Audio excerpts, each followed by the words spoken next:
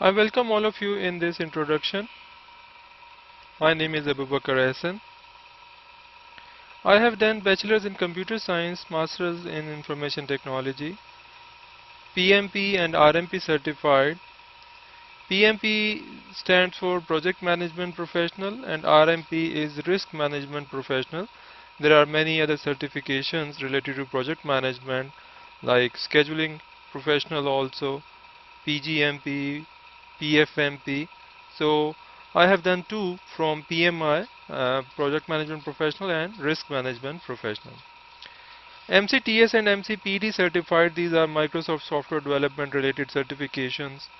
Lean Six Sigma Green Belt and Black Belt certified. Six Sigma belongs to quality field. More than 20 years of working and project management experience.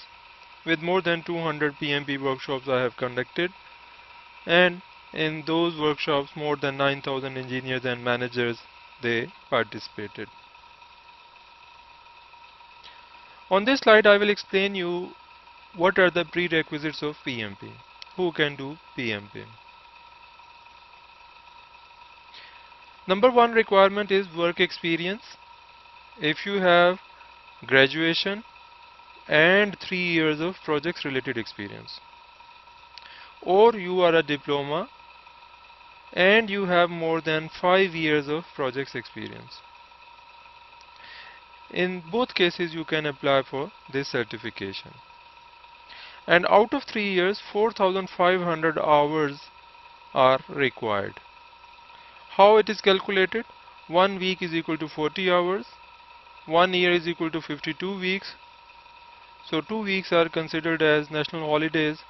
So 50 weeks into 40 hours.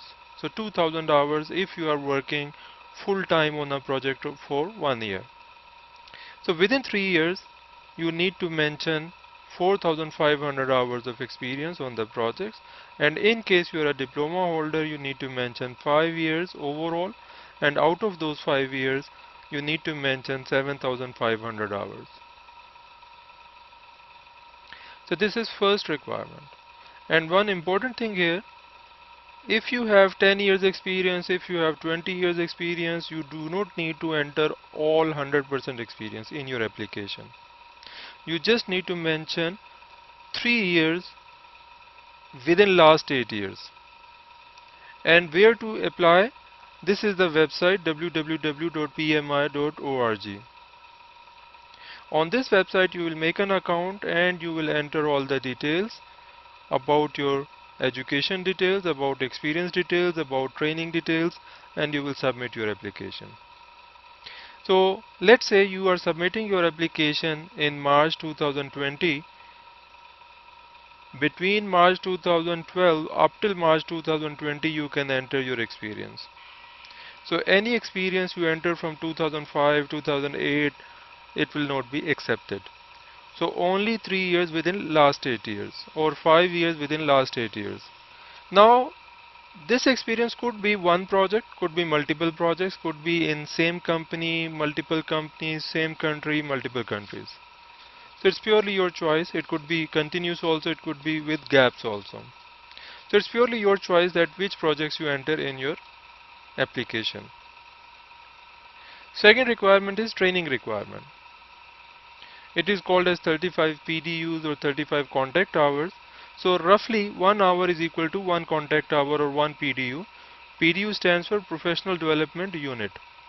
If you spend 1 hour in learning, it develops you. So that is called as PDU. So after these two prerequisites you can submit your application, and if your application is accepted you have to appear in an exam.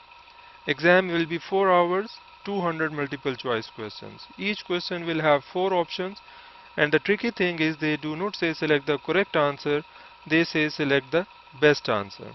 You will schedule your exam date. They will not impose a date on you. You will choose your date as per your convenience. Now here some people ask this question that do we need to arrange or submit or upload any documents? So answer is if only if your application comes in audit process. When you submit your application, 10% applications are selected for audit. If your application is not in the audit, then you can directly schedule or book your exam after application approval and fee payment. So that means 90% cases they do not need to submit any document, but if your application comes in 10%, then you will have to submit your documents. And which documents? If your application comes in the audit process, then you have to arrange four things. Number one, copies of the educational certificates, copies of degree or transcript. Number two, experience letters, copies of those 3 or 5 years that you have mentioned in your application. Number three, signatures from your colleagues or supervisors in the same projects. And number four, training certificate copy. Remember, it's not soft copy, it's hard copy. You have to courier it to PMI USA. And they give you 90 days for arranging all these documents. If your application comes in audit, they will give you 90 days. But if you arrange everything before time, whenever PMI receives your package, they will process your application within 5 days. It's a computer based exam and you have to visit some Prometric Center or Pearson Center, authorized center, and all this information will be available online when you submit your application and your application is approved. You can search where are the nearest centers. It's a multiple choice questions. You have four options, 200 multiple choice questions. So on average you have 72 seconds to answer each question. But it's purely your choice that how much time you spend on each question. There will be next and previous buttons. When you click on next, then next question will come. You can go back also, you can go forward also. You can spend 10 seconds on a question. You can spend 3 minutes, 5 minutes, it's your choice how much time you want to spend. But on average you have 72 seconds to answer each question. You can skip a question also, but later on you will come back to that and you will have to answer that. There is no negative marking, so that means you can take chances also. Sometimes it happens last 10 minutes remaining and more than 30 questions let's say remaining, so you will not have time to think about each question one by one. So instead of leaving any question as unanswered, it's better to select some answer randomly. Last two lines are about the passing criteria. Out of 200 questions, 25 questions are considered as pre-test questions and they are not scored, means they have zero weightage. But the problem is you do not know which 25. They are mixed within 200, there is no sequence, there is no indication. So that means you will have to respect all questions equally. But after you finish your exam, 25 pre-selected questions, it's not on the basis of answers on some other questions, they are predetermined. These 25 questions are considered as pre-test and they have zero weightage. So regardless your answer was right or wrong on that, it will be ignored, removed from your answers, and your evaluation will be done on the basis of remaining 175. And the understanding, remember it's not official wording from PMI, only the understanding from the exams, it is that 106 questions need to be correct out of 175. And they do not give you result in form of numbers. They give you only pass or fail overall, and they give you ranking in 5 process groups: initiating, planning, executing, controlling and closing. That were you above target or on target or below target. So this is the result you get, and the people who pass the exam within 1 week they get soft copy of the certificate, and within 2 to 4 months they get the hard copy of their certificates. On the certificates nothing is mentioned related to your performance. It's recommended that first you take membership and then you apply for the exam. Membership is roughly $129 plus chapter fee $20, so roughly it is $150. So that membership fee will be waived from your examination fee. So effectively it is free. Additional benefits: you get access to PMI library and you can download their standards and other publications. Every quarter they send you PMI journals, hard copy. It's good for networking also. And you can review PMI conducted salary surveys also to see how much PMP certified professionals are earning in different countries on average. So this is high quality data, designation by designation, experience lab wise. For example, you can see a planning engineer with 5 to 10 years of experience with PMP versus non PMP, how much they are earning on average. in Saudi Arabia, in Dubai, in Europe, Australia, America, Canada. So country by country data is available. Now what is the exam fee? So very important point, exam fee is $405 for the first attempt. If you first take membership by spending roughly $150 and then apply for the exam. So for PMI members, the exam fee is $405. For non-PMI members, the exam fee is $555. And remember, there is no restriction on taking PMI membership. Anyone can take membership. Just by paying 150, approximately $150, you can become member. So you notice, if you directly apply for the exam by spending 555, or you first spend 150 and then 405, so it is almost same. So there is no membership fee for the people who are actually planning to give the exam. And if you fail in the exam, second attempt is 275 for members and $375 for non-members. It is US dollars. Third attempt is also 275 and $375. And remember, membership is for 1 year, but it's optional for you. It's not mandatory for you to continue every year. So if you pass the exam in first year, next year it's your choice that do you want to continue or you want to skip the renewal. There will be no impact on your certification from this membership or no membership.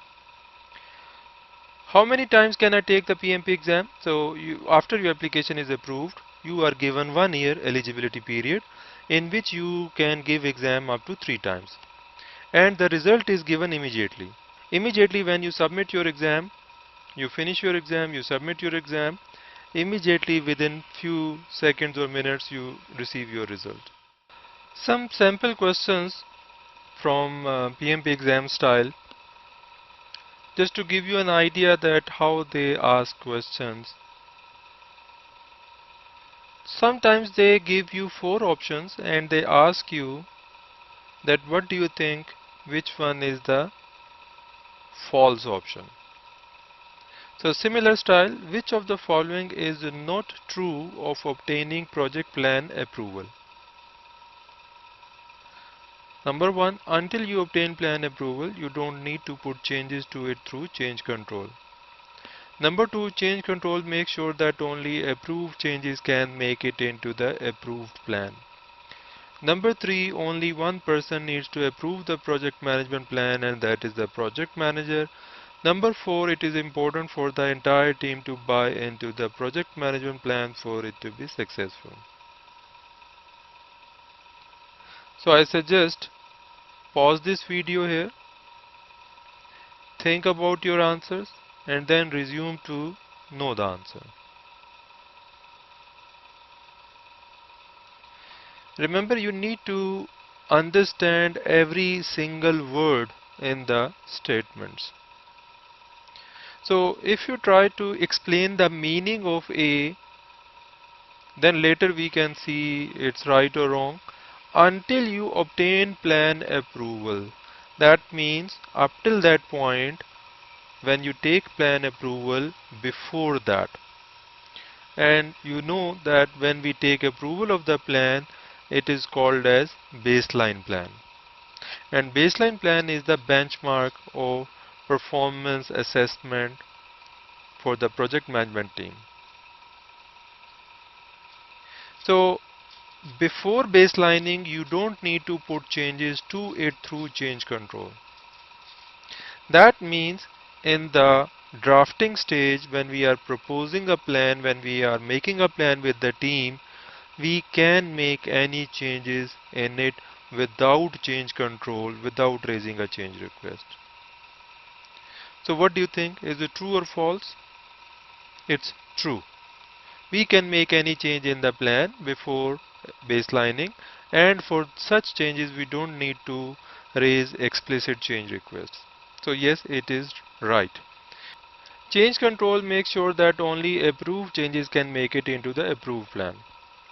So that is like extension of A, that after the plan is approved, after it is baselined, now any change can become part of the plan only after passing through change control. So yes, it is also true. It happens like this. C, only one person needs to approve the project management plan, and that is the project manager. This is false option. Project manager is the one who is responsible to make the plans or get the plans made, and after that needs to deliver the project as per the plan. So if he is the one to give the approval of the plan, he will make easiest plans for himself to be able to deliver as per plan. So which is not true. So there are other stakeholders, customers, sponsor who approve the plans. D. It is important for the entire team to buy into the project management plan for it to be successful.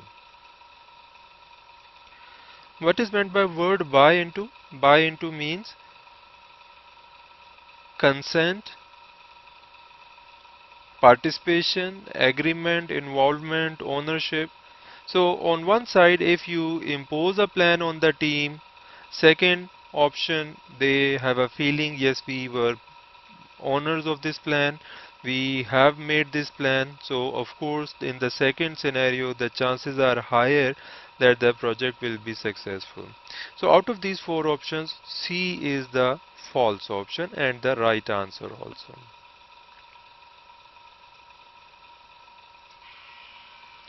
Second question, very important question. We have to construct a wall in 10 days. 1000 Real is the budget. At the end of fourth day, we have completed 20% and we have spent 300 Reals. Assuming linear planning, 10% daily achievement and 10% daily spending, what can we report about that project? Is it ahead of schedule and saving money? Is it behind schedule and saving money? Is it ahead of schedule and overspending, or is it behind schedule and overspending? I suggest pause this video here, think about the answers, take 2, 3, 4 minutes and then resume to know the answer. So in this example, it is mentioned linear planning. Linear planning means uniformly distributed across the time scale. For PMP exams, for the classroom, for the lectures, from the books, you consider or assume linear planning because we have to visualize these scenarios, but practically your projects will be non-linear. In the non-linear, the software like Microsoft Project or Primavera, they will take care of these non-linear planning. So non-linear progress will be compared against non-linear planning. But here we are assuming for simplicity linear planning. Total project was 10 days. 4 days have passed already. So that means 40% time has passed. In 40% time, we should have done 40% work, but we have actually done 20% work. That means it is bad performance on schedule. So A is out and C is out of the possible answers. It cannot be declared as ahead of schedule. So either B, behind schedule saving, and D, behind schedule overspending. Now if we look at the spending, in 40% time we have spent 30% budget. If we compare these two numbers, it looks like saving money. But on the other hand, if we compare 30% budget spent on 20% completion, if we compare these two things, it looks like overspending. So both comparisons exist. What do you think, which one is the right comparison? Is it saving or is it overspending? So remember, very important point, spending should be compared against accomplishment. Spending should not be compared against time passed. So by spending 30% budget, we have achieved 20% accomplishment, which is bad performance. So this project is behind schedule and overspending. Next question. You are a project manager for a railroad construction project. Your sponsor has asked you for a forecast for the cost of project completion. The project has a total budget of $80,000 and CPI of 0.95. The project has spent $25,000 of its budget so far. How much more money do you plan to spend on the project?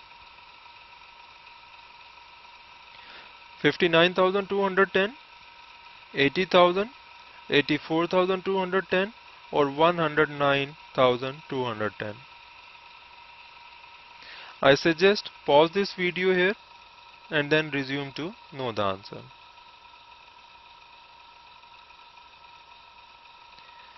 Now here you see the question is asking about forecast. Now if you try to answer the difference between plan and forecast. Remember when we say plan, plan is about cost also, plan is about schedule also, quality also, scope also. Everything is planned in the project. So when we say the difference between cost related plan and cost related forecast. I will show you the previous question again, this one. Here the plan was 1000. So this is cost related plan. But as during execution we realized that we are overspending, and if it continues in the same way, this project will not finish in 1000, it may need 1500 instead of 1000. So 1000 is the plan and 1500 is the forecast or prediction. Plan is before execution and forecast is frequently, monthly, quarterly updated as per the actual facts coming out of the performance during execution. So this is the difference between cost and forecast. And why sponsor is worried? Because sponsor has to arrange those additional funds. So he is asking you how much is the forecast.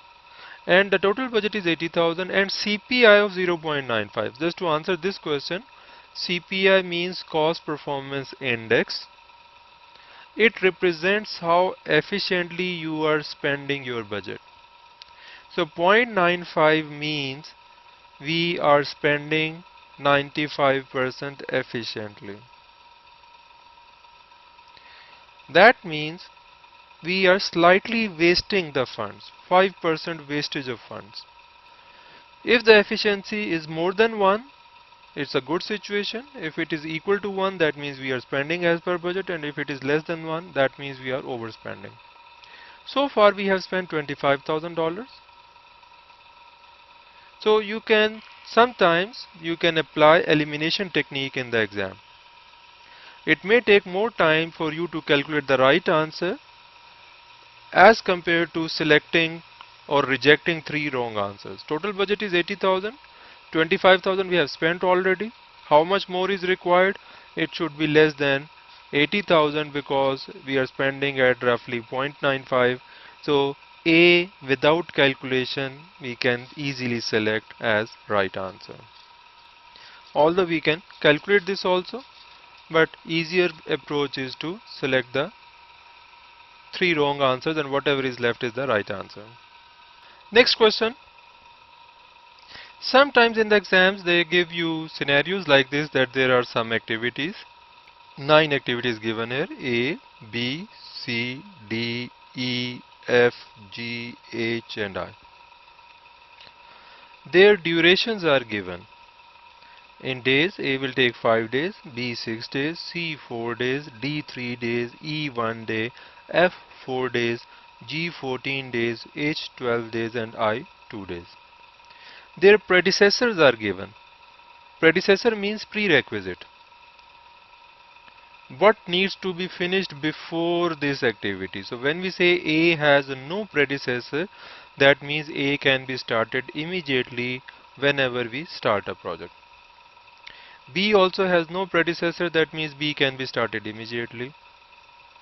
C can be started after A, D after A, E after A, F after E is finished, G after both D and F are finished, H after B and C finished, and I after G and H finished. So if this is the scenario, what do you think? How much will be the project duration? 26 days or 14 days or 51 days or 20 days? I suggest pause this video here, think about the answer and then resume to know the answer. So how we answer this? First of all, there are at least two options that you can immediately rule out. For example, if we say 51 days, 51 days is the sum of all durations of activities. That means if we do all activities one after another without any overlapping, this project will take 51 days. Which is not true because there are obvious overlappings here. So that is the reason we can say 51 is wrong. 14 is also wrong here because 14 is only duration of G, which is dependent on other activities also. This project cannot be done in 14 days also. It can be done in 14 days only if we remove all these predecessors or dependencies and we start working on all the activities in parallel, and then this project will take total 14 days. But as there are obvious dependencies here, so that's why 14 is also wrong. Now only two options remaining, 26 and 20 days. So for answering this question, we need to make a network diagram. We will discuss that in detail in critical path method, 6th chapter, schedule management. So 26 and 20 days, how we calculate that? We make a network diagram. So this is the network diagram. Then we find all the paths between start and end node. We will discuss that in detail in critical path method video. ADGI, AEFGI, ACHI, BHI, and then the total duration. So we find the shortest path is 20 days and the longest path is 26 days. So what do you think? The project duration will be 20 days or 26 days? Shortest path should be the project duration or the longest path should be the project duration? So the right answer is longest path, which is 26 days. 26 days is the minimum time required to finish this project. And the longest path is called as critical path. All the activities on the critical path are called as critical activities. So right answer is 26 here. Some concepts about project management. Project management is application of skills and methodologies that allow to deliver a project on time, within budget and to the specifications. So as a project manager, we have three main objectives: time, cost and scope. We must deliver as much as close as possible to the time and budget and exactly whatever was required. So very easy example to understand, it is like a student of A levels or O levels. He has three subjects and he targets to score A plus. A plus does not mean 100%, A plus means high 90%. So as a project manager, we have to score A plus in time also, cost also and scope also. If I say, let's say the scope of the project was to construct a 10-story building in 10 million in 10 months. So as a project manager, if I say I completed my 10-story building by spending 10 million but in 15 months. So on scope I was A plus, cost I was A plus, but time I was C or D grade. So overall project management is not successful. Similarly, if I say I have constructed the 10-story building in 10 months but I spent 15 million on that. So you understand from this situation that as a project manager we need to target A plus in schedule also, A plus in cost also and A plus in scope also. If all three are A plus, only then overall project management is successful. There are some characteristics of the project. Projects are always temporary. They have some start and end date. They have planned duration. They have some objectives to meet. They are progressively elaborated. Progressive means step by step increasing. Elaboration means more details. So it means that more details become available with the passage of time. Why we do the projects? There are different scenarios. There are two perspectives, customer side and contractor side. Contractors are working on the projects just for the sake of profit. This is how they earn their revenue. This is their business model. They help the customer by offering services and goods or technology or expertise to complete their projects. And against that they charge. So contractors, they earn during the life of the project. Customer is investing or spending during the life of the project, and the benefit starts after the project is finished and the product of the project is complete. So why we do the projects as customers? Sometimes to grab some opportunity. There is an opportunity in the market, let's say some big event, Olympic Games coming in the region. So you can make new hotels to grab this opportunity. Market demand, market needs, let's say 5,000 engineers every year, and the universities are producing only 2,000 engineers every year. So to fill this gap, the Ministry of Education can make new universities to meet that market demand. Capacity building means we try to produce more than what we are producing already, or we increase the capacity to handle more volume. This is the concept of capacity building. Technology advancement, with the passage of time, technology will change, and some companies will upgrade their products to comply or become compatible with new technology. They will survive. Some companies will not do it, so they will vanish, they will disappear from the market. Regulatory requirements, sometimes just to comply with the regulations we have to do projects, and there are two words here, standards and regulations. Standards are best practices around you. They are optional for you. If you like, you can follow. But regulations, you like it or you don't like it, you have to follow. So sometimes you do projects just to comply with the regulations. These are called as 10 knowledge areas. These are 10 parts of the course, or 10 chapters, or 10 parts of project management. This is what we are going to cover in this course. If you notice, all knowledge areas are starting with the word of project and ending management. So project scope management, project schedule management, project cost management, project quality management, project resources management, project communication management, project risk management, project procurement management, project stakeholder management, and project integration management. So this is what we are going to cover in this course, and this is what is your PMP course contents. These 10 chapters you need to understand. I will explain all one by one. Right now just introduction. Later on there is one section on each knowledge area. Scope management. When we say scope, I will show you some more details about this. Scope management. Scope management covers processes required to ensure that the project includes all the work required and only the work required to complete the project successfully. There are 6 processes in that: plan scope management, collect requirements, define scope, create WBS, validate scope, and control scope.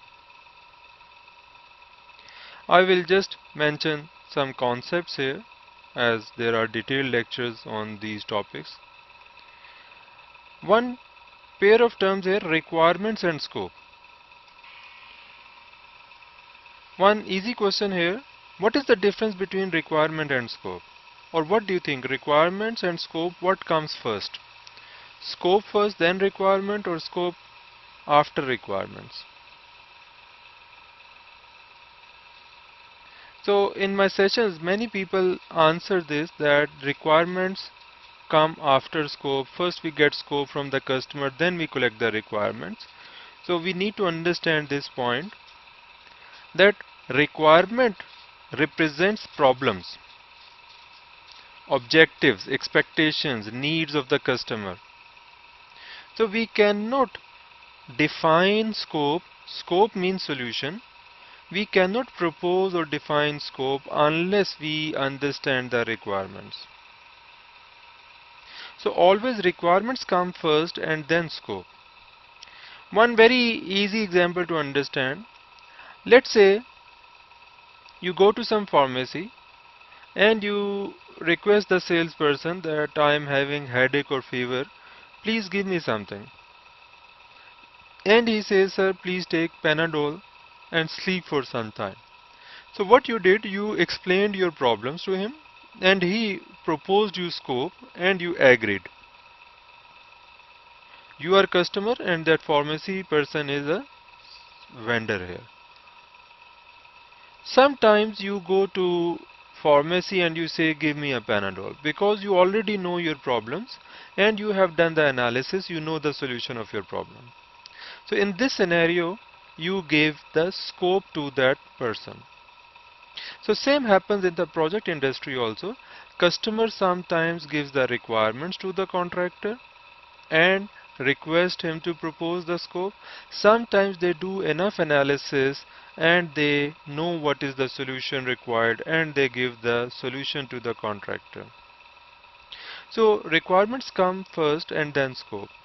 Then there is a concept of WBS, work breakdown structure. Work breakdown structure is a decomposition of scope into smaller manageable pieces.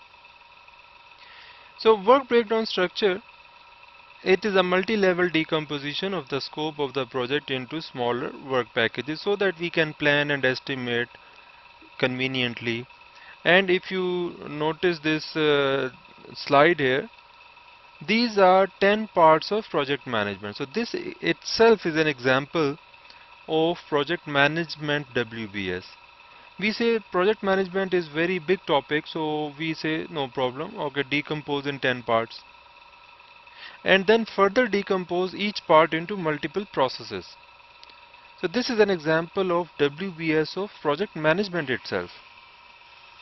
So scope management focuses on what is to be produced. Schedule management focuses on how it will be produced. So when we say how it will be produced, we define activities. Some people use terms tasks also. So tasks and activities are same. Microsoft Project uses term task and subtasks, and Primavera uses term activities and WBS. So we define activities, we sequence activities. Sequence activities means arranging the activities in relationships. And there are 4 types of relationships: finish to start, start to start, start to finish, and finish to finish. Then we estimate activity duration individually. And after we have list of activities, we have relationships, we have durations, we can find out the critical path by making network diagram, and we can make the schedule of the project. Cost of the project or cost management. We do estimation on the activities level, and that involves durations of the activities. Plus we need information how many resources are required on each activity. Plus we need what are the per hour or per unit rates of the resources. There are 3 types of resources: manpower, machine, and material. Manpower is measured in per hour, per day, per week, per month basis. Machines also measured in the same way, rental machines. And materials, they have different units: per kg, per gallon, per liter, per cubic meter, per square meter, per dozen. So we multiply, it just becomes a multiplication. We multiply the duration with resource requirement, with the resource rates, and we get an idea about cost of an activity. And in the budgeting, we aggregate all the costs of all the activities, plus we add risk reserves also, and we add or we find cash flow of the project also, that in what sequence we will need all that amount or funds or budget. So that is the concept of cash flow. For example, the project is of 12 months and the total budget is 10 million. How that 10 million will be distributed in 12 months? Of course, it is not required equally in each month. In the first few months, maybe it's paperwork, planning, documentation, and maybe in the third, fourth month, we need to do heavy purchasing. So this is the concept of cash flow. Quality management. What is quality? Quality has many definitions: meeting or exceeding customers' expectations, zero defects, meeting the standards, fitness for the purpose. There are many definitions. Right now, I will just focus on two words here: QA and QC. Managed quality is mainly about QA, quality assurance, and control quality is QC. So, can you tell me what is the difference between QA and QC? I suggest pause this video here, think about the answer, and then resume to know the answer. QA and QC I explain in this way. For example, if you go to any electronics shop, you must have seen there are stickers on each box on which it's written QC passed or QC checked. So from this example you can understand what is the purpose or role of QC. QC is a layer between customer and contractor, or producer and consumer, or manufacturer and customer. So whatever they produce, QC will check, is it sellable, is it presentable to the customer or not. If they find it's working, they will stamp it as QC passed. If they find there is some problem, they will send it back to the technical people to work on it, to rework or to fix the issues or to discard that item. So now you can understand QC is on a finished product. QA can be done before making something or during making something. Word assurance, you can get an idea from that. I assure you, if you do this and this and this will happen. So similarly, QA is about minimizing the defects in the product, avoiding the defects in the product, improving the process to produce that product. In easy wording, QC is to find the defects in the product and QA is to avoid the defects in the product. QA is on the process to produce that product and QC is on the product itself. Project resource management, there are three types of resources: manpower, machine and material. Somewhere you use word resource, somewhere you use term team. So whenever we say team, team means manpower. Whenever we say word resource, it covers all three types of resources: manpower, machine and material. There are some certain aspects which are only related to manpower. For example, trainings, conflict management, team building, appraisals. So these are only for the manpower. What is meant by appraisal? Appraisal means assessment, strengths and weaknesses. So all these things come under resource management. Communications management. Communication management means information sharing. And who needs information? Anyone. When we say anyone, that means any stakeholder. And who is a stakeholder? Anyone who can positively or negatively impact the project or get impacted by the project is a stakeholder. Now just imagine team members. Team members are also stakeholders. Team leaders are also stakeholders. PMO department, finance department, HR department, customer, consultants, ministries, regulatory bodies, everyone is a stakeholder. So different stakeholders need different information in different frequency in different format.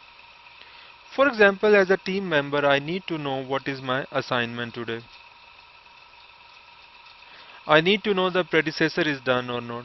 As a team leader, I need to know how many people are absent today so that I can arrange backups. As a finance department, I need to know how much was spent last month and how much is required in next month. As a customer, I need to know my project is on schedule or not. If not, what you are doing to recover. So every stakeholder needs certain information in certain frequency: daily, weekly, monthly, quarterly. in certain format. Some people say just send me a WhatsApp message, that is enough for me. Some people say submit me a written report. So different stakeholders need different information in different frequency, in different format. All these things are coming under communication management. Risk management. Risk is anything that may or may not happen during the project. So there are some issues also. Issues mean already something happened. Risk means something may or may not happen. So if we say it is raining right now, it is an issue. If we say it may rain during the project, that is a risk. So for example, if I say, is it possible that we have to perform some outdoor activity and on the same day there is a heavy rain? So maybe your answer will be yes. So if we say yes, it is possible, that means we have identified a risk. If I ask you what are the chances it will be a heavy rain on the same day when we are performing an outdoor activity, so of course it depends upon city weather forecast, last few days trend also. So you can consider all these factors and you can give any answer like high or medium or low. So for example, you say low chances that on the same day there will be a heavy rain. Assume it will happen. If I ask you second question, assume 100% it will happen. How big will be the impact on the project? So maybe once again it will be subjective. Some projects will be suffered badly. Some projects may be not having so much impact because of that. So for example, you say medium impact. So you gave two assessments, probability, low probability, and impact, medium impact. So what you have done, qualitative risk analysis.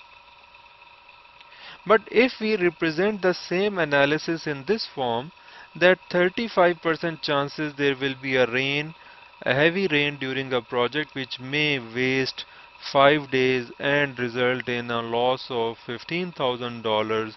So now you can understand we are performing quantitative risk analysis.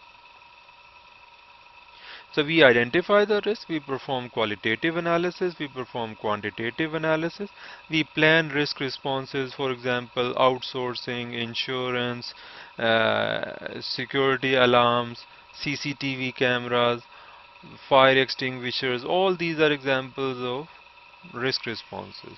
So this is the concept of risk management. Procurement management.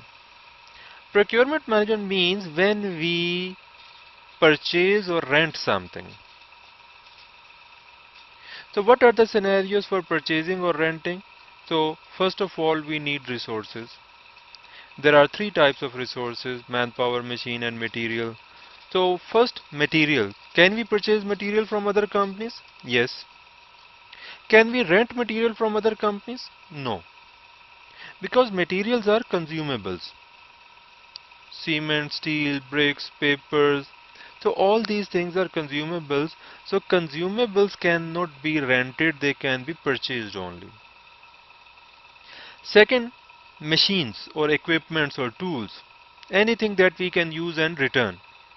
So that comes under machines category. Machines can be purchased also, rented also, leased also. When we say purchase, that means we have a long-term usage and we have funds available. When we say rent, that means we have short-term usage. And when we say lease, lease is required or done when we have long-term usage and we cannot spend in the beginning, or we don't have enough funds in the beginning. So gradually the ownership will transfer to the company who has leased that item. Third type of resource is manpower. Manpowers can be rented, but manpower cannot be purchased, because purchasing manpower is slavery system which is no more practiced or available. So these are the 5 scenarios for resources: purchasing material, purchasing machines, leasing machines, renting machines, and renting manpower. Now, if you think why we need resources, so we need resources for performing tasks or activities. Why we need to perform tasks or activities? In order to complete the scope of the project. So one scenario, we can arrange the resources to perform activities to complete the scope. Second scenario, we can give the scope to some other company. Why we need to give the scope to another company? There can be different reasons. First of all, for example, as a customer, we don't have expertise, so we will outsource. Second, we have expertise but we don't have time, we will outsource. Third, we have expertise, we have time, but it will be cheaper, cost effective if we outsource.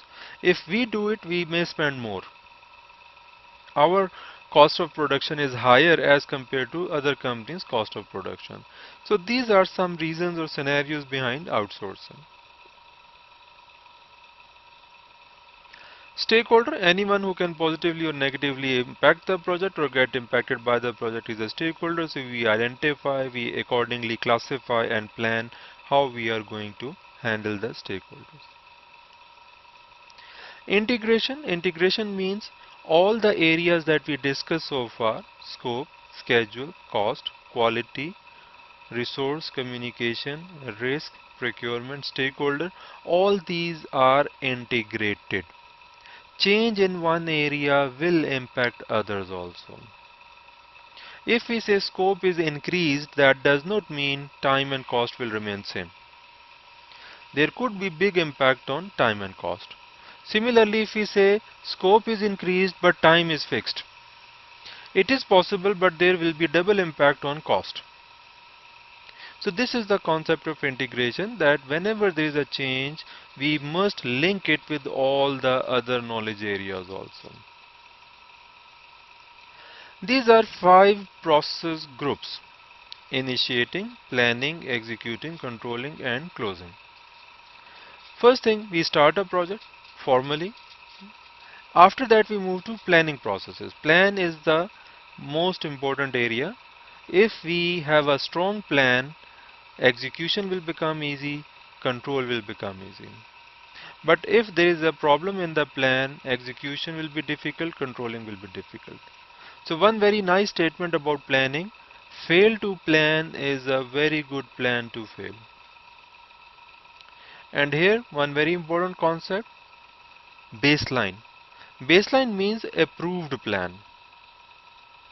So the baseline is a benchmark for reference during execution, that we keep on checking, are we going as per plan or not.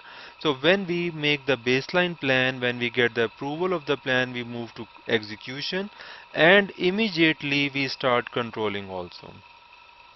So when we are doing controlling, the purpose of controlling is to keep checking actuals or execution as per the baseline plan.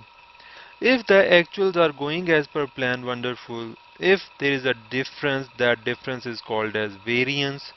If that variance is small or negligible, we say okay, no issue, we can ignore that, it is tolerable. But if the variance is more than a certain limit, and those limits we need to decide in the planning stage, in the beginning of the project, these limits are called as threshold values. If the variance is more than the threshold limits, we need to replan. So replanning will continue during execution because of maybe recovery planning, or because of extra too much variance, or sometimes because of more scope also. So when we complete the deliverables, then we move to closing processes. One last point here: some people think that plan means schedule only. List of activities, start date, finish date, duration, resources, percent complete. So they think this is the plan, but this is wrong thinking. This is only one component of the plan, subset of the plan. This is called a schedule only. So schedule is one part of the plan. There are many other parts. There are 18 parts: scope management plan, requirements management plan, schedule management plan, cost management plan, quality management plan, resource management plan, communications management plan, risk management plan, procurement management plan, stakeholder engagement plan, change management plan, configuration management plan, scope baseline, schedule baseline, cost baseline, performance measurement baseline, project lifecycle description, and development approach. These 18 parts are collectively called as project management plan. So these are the components of project management plan. These are some of my recent sessions I conducted. This was in Riyadh, Saudi Arabia. This is National Petroleum, KFCA, King Fahd Causeway Authority. This is King Fahd University of Petroleum and Mineral Sciences. This is STC in Telecom.